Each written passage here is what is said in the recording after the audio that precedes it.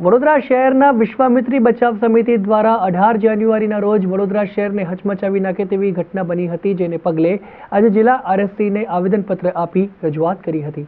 હરની તળાવની બનેલ ઘટનાને લઈ ગુજરાતના મુખ્યમંત્રી અને રાજ્યના ગૃહ રાજ્યમંત્રી હર્ષ સાંઘવી વડોદરા ખાતે દોડી આવ્યા હતા।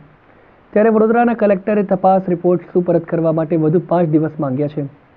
બની શકે કે જિલ્લા સ્તરે કલેક્ટર વ્યસ્ત હોય, પણ રાજ્યના ગૃહમંત્રી જ્યારે સ્પષ્ટ શબ્દોમાં આદેશ આપતા હોય ત્યારે તેની ગંભીરતા કેટલી એ કલેક્ટરને કદાચ સમજાવવાની જરૂરિયાત વર્તાતી નથી।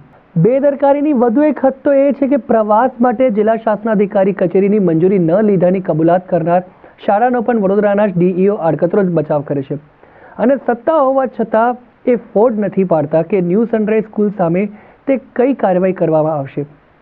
તમામ સ્તરેથી તમામ તબક્કે નાના નાના ઢાક પીછોડા સરવાળે એટલા મોટા થઈ ગયા છે કે જેમાં 12 બાળકો અને 2 શિક્ષિકાઓ સાથે 14 જિંદગીઓ ડૂબી ગઈ છે।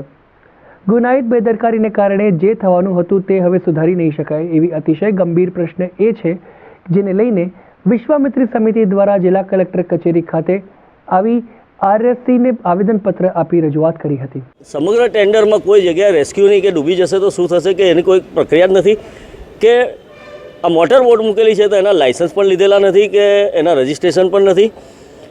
આ સિવાય ડિઝાસ્ટર થાય તો એને ઇમરજન્સી એક્ઝિટ ચારે બાજુથી હોવા જોઈએ કે તરત તાત્કાલિક સારવાર માટે એમ્બ્યુલન્સો આવી શકે ને બધું, એ પણ રાખેલ નથી।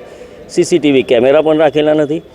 આ ઉપરાંત આ તળાવની આજુબાજુના 3 સર્વે નંબર કે જેમાં એક પબ્લિક પાર્કિંગ માટેનો ફાઇનલ પ્લોટમાં રિઝર્વ રખાયેલો છે અને એક જૂનું સ્મશાન માટેનો રિઝર્વ છે। આજે પણ સ્મશાનનો જમીન છે। ટીપી પડે તો સ્મશાનની જગ્યાને કોઈ દિવસ એની પર કાર્યવાહી કરાતી નથી। વડોદરામાં ઘણા બધા પ્લોટ છે જ, તો આ સ્મશાનનો પ્લોટ પણ એને આપી દીધો ને એની ઉપર હોટલ બનાવે, એની ઉપર લગ્ન પ્રસંગો ઉજવાય। આ ખૂબ દુઃખદ વાત છે ને જેના સ્વજનો, જેના પૂર્વજો અહીંયા આગળ અગ્નિદાહ અપાયેલો હોય એની ભાવનાત્મક મુદ્દા જોડાયેલા છે।